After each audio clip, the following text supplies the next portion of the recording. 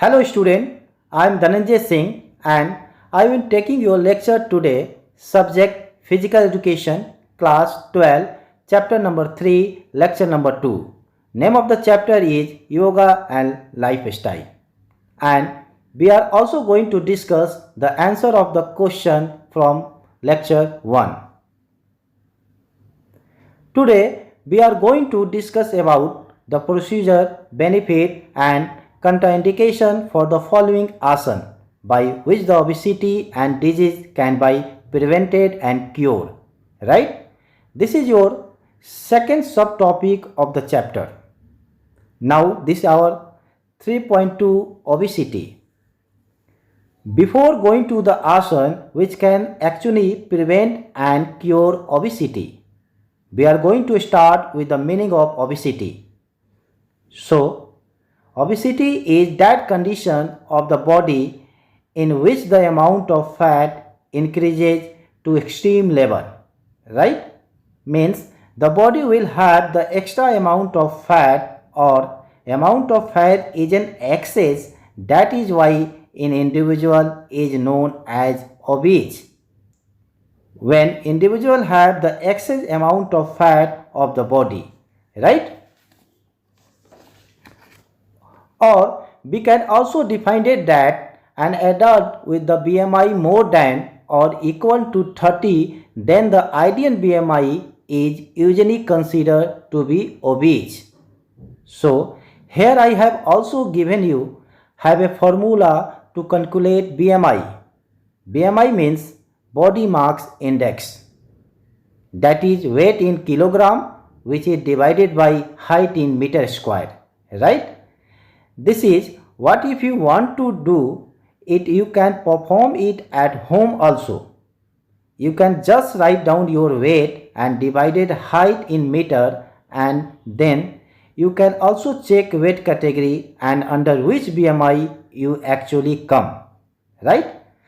So we can say that the definition that the BMI is equal to more than 30, that particular individual is termed as obese, right?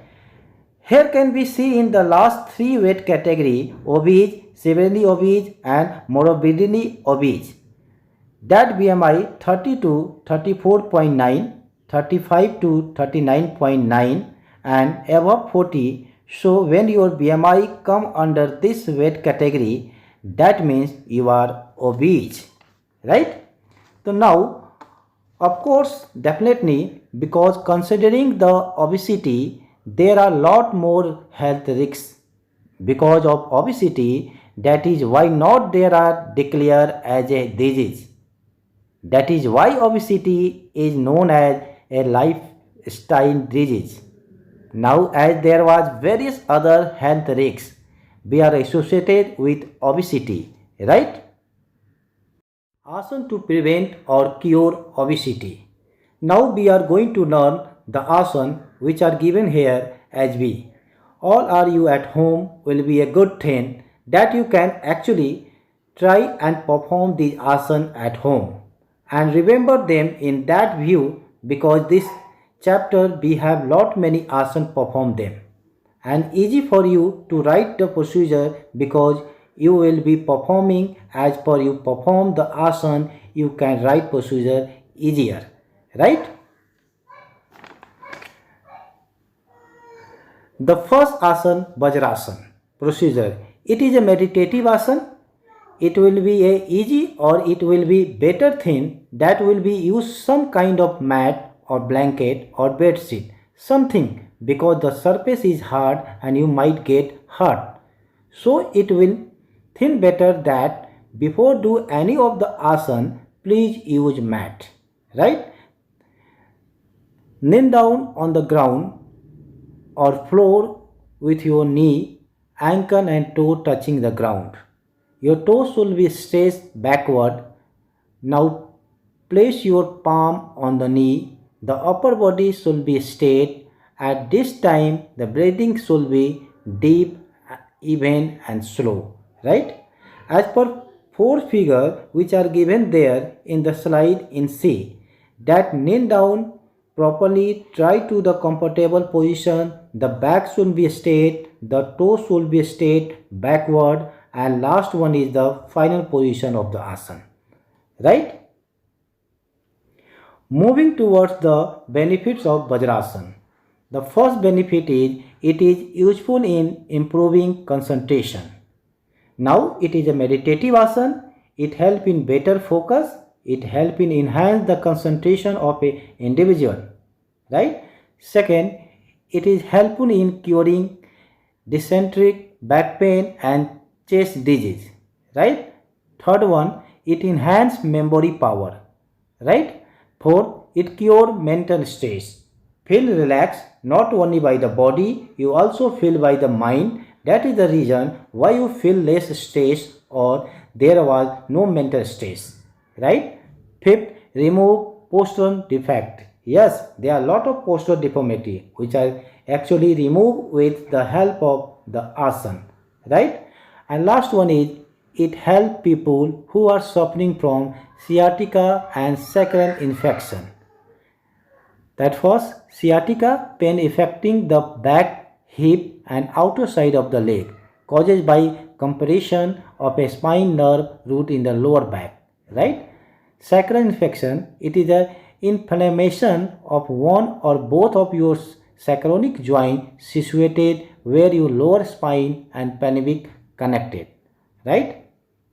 Now the contraindication of the Vajrasana.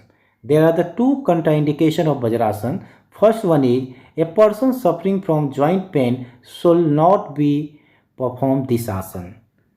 Right? The joint pain, it's basic. You can talk about knee pain. Actually, the pain is the knee joint because you have to sit in the longer period of time and whole of the body weight on the phone that time. That why if anybody suffer from joint pain must not perform the asana, right? Second, the individual who have any spinal column problem should not perform, right? Second asana is your Padahastasana, right? Now the procedure is, first of all, you need to stand straight. Why doing any of the asana is need to stand straight. That is the initial position, right? Bend forward until the finger or palm of the hand touch the floor on either side of the feet. Try to touch the knee with your forehead. Do not strain. Keep the knee straight in hand while bending forward. Right? Benefit of Padahastasana. The first benefit is it make body flexible. It stretches the back and leg muscle. Second, it help to eliminate excess body fat. It improve digestion and reduce constipation. It cure many stomach ailments. Right? Fourth, it make the spine flexible. Fifth, it remove the blood circulation.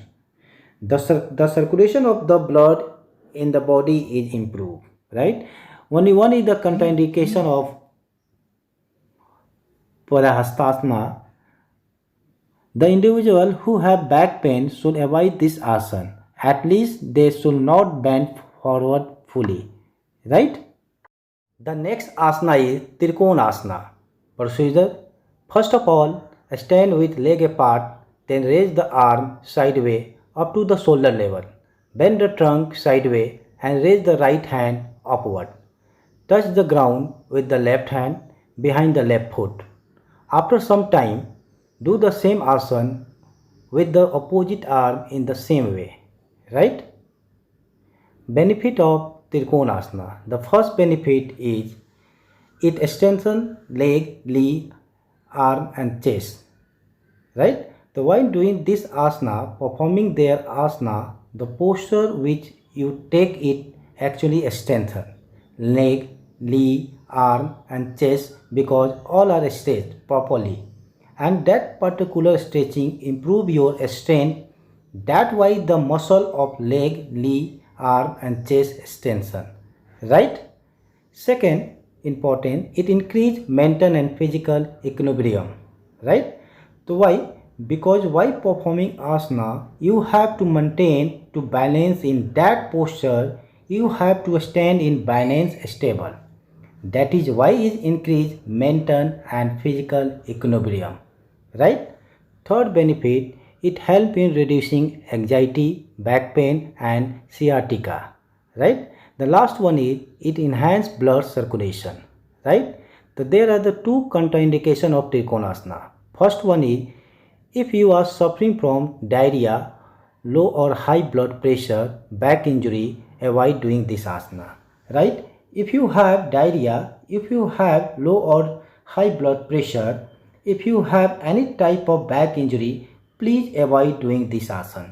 Right? Second, the individual having cervical spinosis should not perform this asana.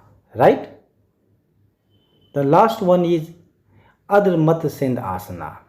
Procedure: the left hand is kept under the right thigh and right leg is crossed over the left thigh. After that, hold the right toe with the left hand and turn your head and back to the right side. In this position, move the trunk sideways. Perform the same asana in the reverse position. Right? Benefit of Matsyendrasana Asana. The first benefit, it keeps gland bladder and the prostate gland healthier. Right? Second, it enhances the stability of the back muscle. Third, it elevates digestive alignment. Right? The fourth one, it regulates the secretion of androgen and bines and thus it recommended in yogic management of diabetes. It is also management of diabetes. Right? Fifth, last one, it is also helping in treating sunset, bronchitis, constipation, menstruation disorder, urinary tract disorder and cervical spinosis. Right? There are also two contraindications for Matsyendrasana Asana. The first one is women who are 2 or 3 months pregnant should avoid this asana. Second, the individual who have the problem of sciatica or slap disc may benefit for this asana, but they need to take great care while doing this asana. Right? Now we are going to discuss the answer of the question which are given you in the homework for lecture number 1. Right? Question 1. Define asana. Asana is that position which is comfortable and steady. Right? You can also write down the other definition. To sit in a comfortable position for posture for everlasting period is called asana. Right? Second question. Explain asana as preventive measure. Right? So now see, depend on the marking scheme, that if you get the answer, it get question for 3 marks, you are going to at least 3 points. And if you get the question for 5 marks, you have to write at least 5 points. Right? So now the answer, asana as preventive measure. The first benefit, bones and joint become strong. The bone, cartilage, ligament become strong. Height of children is enhanced. The joints are able to bear more pressure. Flexibility of the joint improve. Postural deformities are also prevented and corrected. Right? Second, muscle become strong. Muscle of the body become strong. The efficiency of muscle increases. Fat does not accumulate in the body. Third, circulation of blood become normal. Stroke volume as well as cardiac output increase because cardiac muscle start working more strongly and efficiently.